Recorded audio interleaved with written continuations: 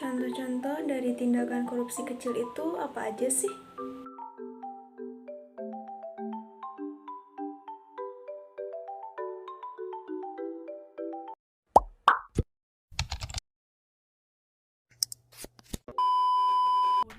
Uang kembalian. Nah, teman-teman pasti heran kan kenapa uang kembalian termasuk ke dalam korupsi? Sering sekali kan kalau kita belanja ke supermarket, pasar, atau tempat yang lainnya, kita mendapat uang kembalian. Kadang, uang kembalian dengan nominal yang kecil seperti Rp100, Rp200 tidak dikembalikan. Walaupun terlihat sepele dengan nominal yang kecil, tapi hal tersebut masuk ke dalam penggelapan, dan penggelapan itu masuk ke dalam korupsi. Nah, jadi teman-teman, kalau misalnya ada uang kembalian 100 atau Rp200 harus dikembalikan ya. Terlambat. Apakah kalian tahu apa itu terlambat? Terlambat merupakan lewat dari waktu yang telah ditentukan. Nah, terlambat juga termasuk ke dalam korupsi loh. Misalnya, ketika kita datang terlambat ke kelas. Korupsi jenis ini termasuk ke dalam korupsi waktu. Nah, jadi kita tidak boleh terlambat melakukan hal apapun. Menggunakan fasilitas bersama untuk kepentingan pribadi. Nah, teman-teman, fasilitas bersama merupakan sarana atau fasilitas yang diperuntukkan untuk kepentingan bersama. Untuk itu, fasilitas bersama tidak boleh digunakan hanya untuk kepentingan pribadi.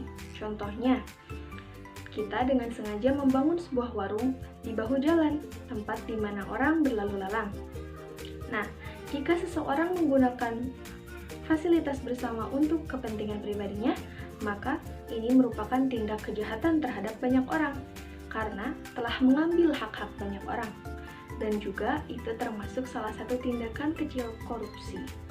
Nah, untuk itu kita harus cermat dalam menggunakan fasilitas-fasilitas bersama.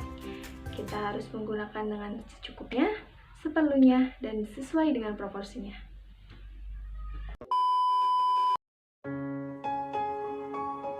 Apa itu plagiarisme? Plagiarisme adalah penjiplakan atau pengambilan karangan, pendapat, dan sebagainya dari orang lain dan menjadikannya seolah karangan dan pendapatnya itu sendiri. Plagiat juga dapat dianggap sebagai tindak pidana karena mencuri hak cipta orang lain. Di dunia pendidikan, pelaku plagiarisme dapat mendapatkan hukuman berat seperti dikeluarkan dari sekolah atau universitas.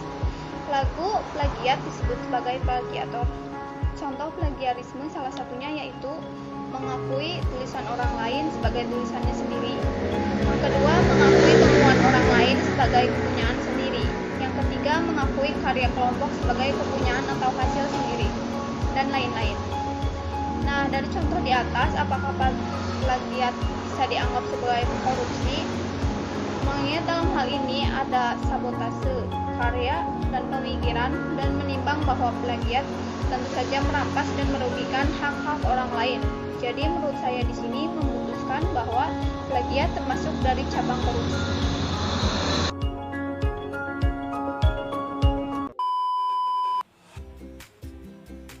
Oh, ternyata tindakan-tindakan seperti itu termasuk ke dalam contoh-contoh korupsi ya.